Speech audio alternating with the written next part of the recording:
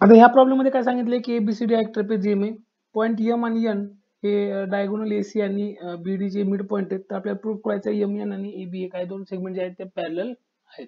तर मी कन्स्ट्रक्शन मध्ये काय केलं जॉईन केलं डी आणि एम आणि ती लाईन पुढे एक्सटेंड केली, ती सेगमेंट पुढे एक्सटेंड केली एबी पर्यंत, जी की एबी ला ई मध्ये इंटरसेक्ट करते.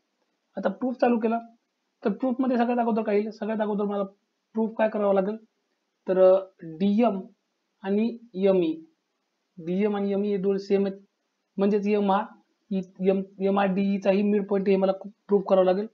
जेणेकरून काय होईल, मी मग मिड पॉईंट थेरम नुसार काय प्रूफ करू शकतो, तर M is parallel to E B that is A B. ठीक आहे, तर मग प्रूफ चालू करतो. इन ट्रायंगल, आता सगळ्यात पहिले घेऊया आपण triangle. In triangle C M D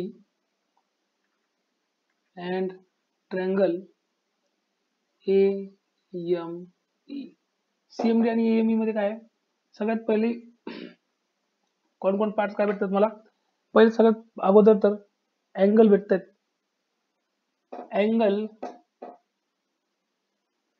DCM is congruent to angle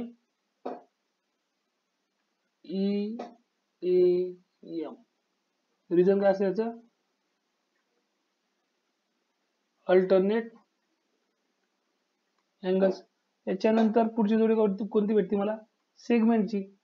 आता सेगमेंट मध्ये काय भेटते मला, segment CM is congruent to segment AM. हे काय मला गिवन आहे, त्यांनी मला सांगितलं होतं की एम हा एसीचा मिड पॉइंट आहे, डायगोनल एसीचा मिड पॉइंट आहे. आणि at last angle CMD is congruent to angle AME. याचं रिझन काय, तर अँगल काय, अपोजिट अँगल्स. सो मग triangle CMD is congruent to triangle AME. तर टेस्ट कोणती लिहितं, इथं माझ्याकडे पहिला अँगल आलेला आहे, नंतर साईड आहे आणि ॲट लास्ट परत अँगल आहे, म्हणजे अँगल साईड अँगल टेस्ट. या टेस्टनं काय झाले, congruent.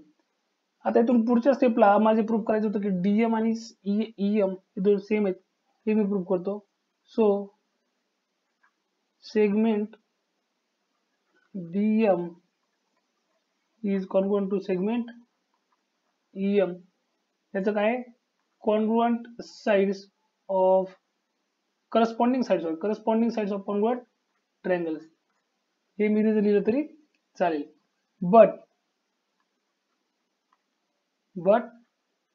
M lies on segment D असं म्हणू शकतो, किंवा यालाच but M lies between D and E असं सुद्धा आपण म्हणू शकतो.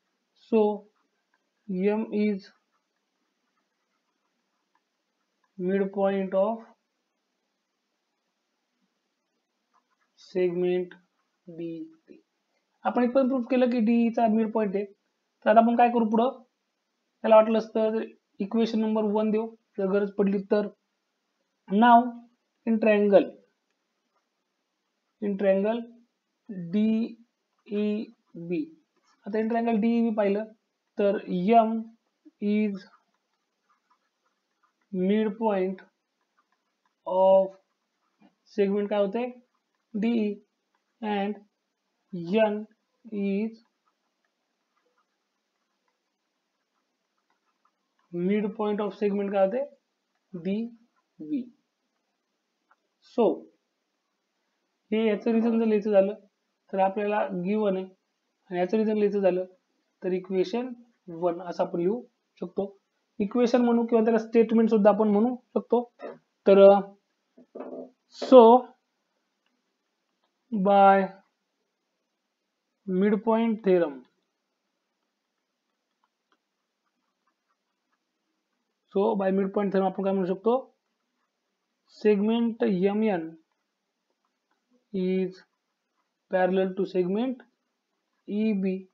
आणि सेगमेंट EB काय, तर segment EB is nothing but segment AB. So segment MN is parallel to segment AB आणि हा झाला आपला प्रूफ.